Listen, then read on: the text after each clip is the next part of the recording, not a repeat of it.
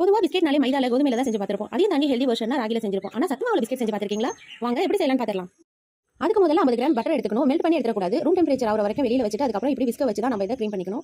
அது கூட இப்போ நம்ம ஒரு கப் ப்ரௌன் சுகர் ஆட் பண்ணிக்கிறோம். ஸ்மால் கப் இந்த கப்ல தான் நான் ஒரு கப் ஆட் பண்ணியிருக்கேன். அதையும் இந்த மாதிரி ஜென்டலா மிக்ஸ் கொடுத்துடலாம். நல்ல இப்போ இது கூட நம்ம சத்து மாவு 2 கப் நம்ம ஃபர்ஸ்ட் மெஷர் பண்ணலையா சர்க்கரையா அதே கப்ல 2 கப் அளவுக்கு சத்து மாவு எடுத்திருக்கேன். அது கூடவே 1 ஸ்பூன் கோகோ பவுடர் ஆட் பண்ணிக்கலாம். நெக்ஸ்ட் அது கூட பேக்கிங் பவுடர் 1 ஸ்பூன் ஆட் பண்ணி இப்போ இது எல்லாத்தையுமே ஜென்டலா மிக்ஸ் கொடுத்துடலாம்.